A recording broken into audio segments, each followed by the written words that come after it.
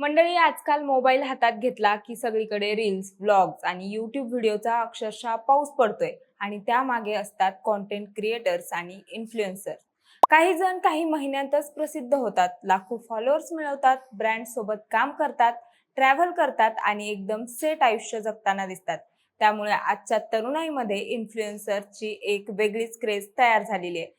त्यामुळे आजची तरुणाई आपण पण इन्फ्लुएन्सर्स व्हायचं अशी स्वप्न रंगवताना दिसतात. पण मंडळी इथेच खरी गोष्ट समजून घेणं खूप गरजेचं आहे. कारण बाहेरून दिसणारं आणि आतून असणारं वास्तव यात खूप फरक असतो. स्क्रीनवर दिसणारा ग्लॅमर, पैसा आणि फेम हा फक्त वरचा भाग आहे. त्यामध्ये किती मेहनत, कन्सिस्टन्सी आणि स्ट्रगल असतं हे सगळ्यांना दिसत नाही. त्यामुळं हा विषय समजून घेताना थोडं रियालिटीकडे बघणं गरजेचं आहे. आणि म्हणूनच कॉन्टेंट क्रिएटर किंवा इन्फ्लुएन्सर बनून खरंच पैसे कमवता येतात का? की हा फक्त सोशल मीडियावर दिसणारा दिखावा आहे? आणि सगळ्यात महत्त्वाचं म्हणजे हे खरंच एक स्टेबल करिअर आहे का? या सगळ्याच प्रश्नांची उत्तरं जाणून घेणार आहोत या व्हिडिओच्या माध्यमातून. नमस्कार, मी अपूर्वा आणि तुम्ही पाहताय विषयच भारी. मंडळी आता सरळ मुद्द्यावर येऊया. सगळ्यात आधी आपल्याला एक गोष्ट मान्य करावी लागेल, ती म्हणजे कॉन्टेंट क्रिएटर किंवा इन्फ्लुएन्सर बनून खरंच पैसे कमवता येतात का? तर याचं उत्तर आहे हो. आणि फक्त थोडेफार नाही तर काही लोक लाखोंमध्ये, कोट्यावधींमध्येही कमवतात. पण हे सगळ्यांच्याच नशिबात नसतं. त्यासाठी खूप मेहनत करावी लागते, अपयश पचवावं लागतं, कधी फसवणूक होते तर कधी लोकांचं बोलणं, हसणं हे सगळं सहन करावं लागतं. तेव्हा कुठे आपल्याला समाजात एक ओळख मिळते आणि जर आपला कंटेंट लोकांना आवडला तर कुठे पैसे मिळायला सुरुवात होते. कारण हा प्रवास जितका बाहेरून सोपा वाटतो तितका प्रत्यक्षात अजिबात नाही. म्हणूनच सगळ्यात आधी आपण सुरुवात कशी होते हे समजून घेऊया. एखादा माणूस ठरवतो मला कॉन्टेंट क्रिएट करायचंय. तो मोबाईल काढतो, व्हिडिओ शूट करतो, एडिट करतो आणि अपलोड करतो. पहिल्या दिवसात एक्साइटमेंट खूप असते, त्यामुळे वाटतं की आज नाही तर उद्या व्हायरल होईल. पण रियालिटी काय असते? 100 व्ह्यूज, 200 व्ह्यूज, कधी 50 व्ह्यूज सुद्धा येत नाहीत. लाईक्स कमी, कमेंट्स नाही. तेव्हा खूप जण इथेच थांबतात. हे आपल्यासाठी नाही म्हणून सोडून देतात. पण जे थांबत नाहीत तेच पुढे जातात. कंटेंट क्रिएशन मध्ये सगळ्यात महत्त्वाची गोष्ट आहे कन्सिस्टन्सी. एक व्हिडिओ टाकून काहीच होत नाही. 10 व्हिडिओ टाकूनही काही होत नाही. कधी कधी 100 व्हिडिओ टाकल्यावर जाऊन काहीतरी रिस्पॉन्स मिळायला लागतो. कारण अल्गोरिदमला तुमचा कॉन्टेंट समजायला वेळ लागते आणि लोकांनाही तुम्हाला ओळखायला वेळ लागते. त्यामुळं पेशन्स हा या फील्डमध्ये बॅकबोन आहे. आता आपण बघूया या सगळ्यातून पैसे कसे येतात. हा सगळ्यात इम्पॉर्टंट भाग आहे. लोकांना वाटतं व्ह्यूज म्हणजे पैसे, पण ते पूर्ण सत्य नाही. वेगवेगळे इन्कम सोर्सेस असतात. त्यात सगळ्यात आधी येतं ते म्हणजे यूट्यूब ऍड्स. जर तुम्हाला यूट्यूब चॅनल मॉनिटाईज झाला, म्हणजेच 1000 सबस्क्रायबर्स आणि 4000 वॉच अवर्स पूर्ण झाले, तर यूट्यूब तुमच्या व्हिडिओवर ऍड्स दाखवतो आणि त्यातून तुम्हाला पैसे मिळतात. पण हे पैसे सुरुवातीला खूप कमी असतात. हजारो व्ह्यूज लागतात तेव्हा काही शेकड्यांत इन्कम येत जाते. यासोबतच दुसरा मोठा इन्कम सोर्स म्हणजे अर्थात ब्रँड प्रमोशन.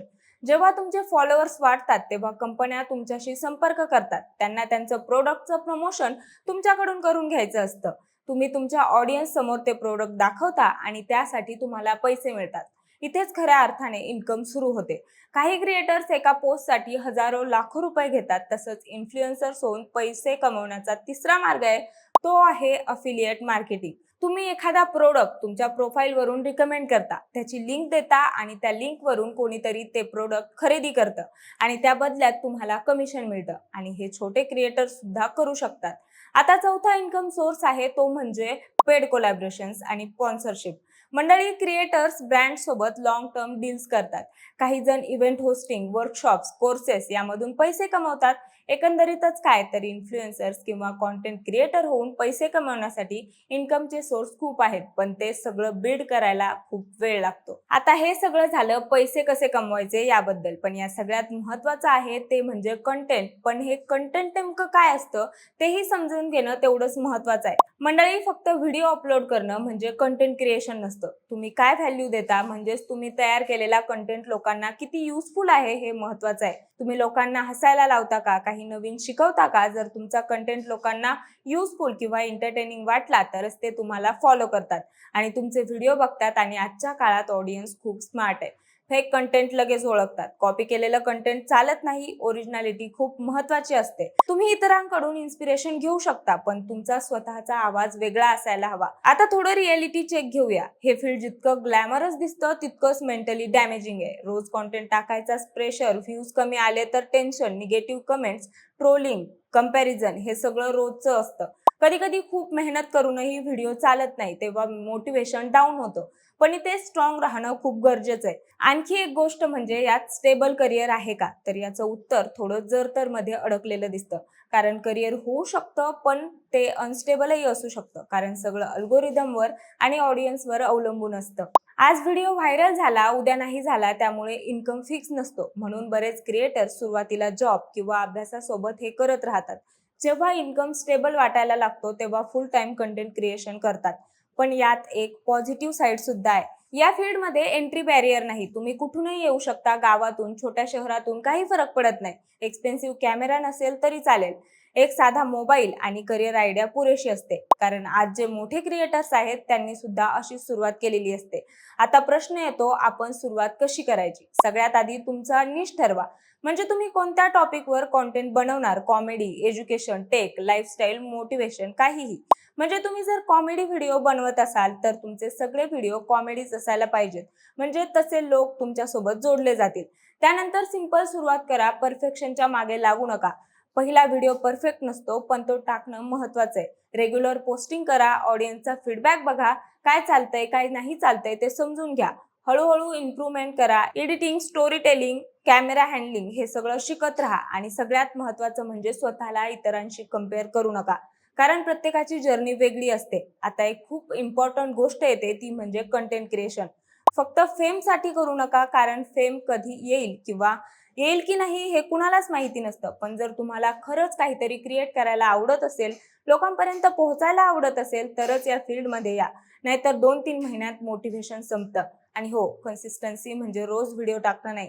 कन्सिस्टन्सी म्हणजे हार न मानणं, कधी कधी ब्रेक घेणं ठीक आहे, पण कम्प्लिटली सोडून देणं बरोबर नाही. आजच्या काळात ब्रँड्स पण डिजिटलकडे वळत आहेत. ऍडव्हर्टायझिंगचा मोठा भाग सोशल मीडियावर येतोय.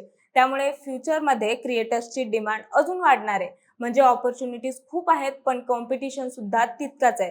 शेवटी मंडळी, कॉन्टेंट क्रिएटर किंवा इन्फ्लुएन्सर बनून पैसे कमवता येतात आणि ते पूर्णपणे खरंय. पण हा शॉर्टकट नाही, ही लॉटरी नाही, ही एक प्रोसेस आहे. सुरुवातीला स्ट्रगल आहे, मध्ये लर्निंग आहे आणि शेवटी सक्सेस आहे. जर तुम्ही खरंच ठरवलं, सातत्य ठेवलं, स्वतःला इम्प्रूव्ह करत राहिलात, तर नक्कीच तुम्ही यातून पैसे कमवू शकतात. कदाचित सुरुवातीला कमी, पण हळूहळू ते वाढत जातं आणि एक दिवस तुम्ही मागे वळून बघाल आणि शेवटी वाटेल आपण योग्य निर्णय घेतला. कारण आजच्या जगात एक गोष्ट स्पष्ट आहे, कंटेंट हीच नवी ताकद आहे आणि जो क्रिएट करतो तोच पुढे जातो. मंडळी, दिलेली माहिती तुम्हाला कशी वाटली ते आम्हाला कमेंटमध्ये नक्की सांगा. आणि सोबतच आपल्या विशेष भारीच्या YouTube चॅनलला सबस्क्राईब करायला विसरू नका. धन्यवाद.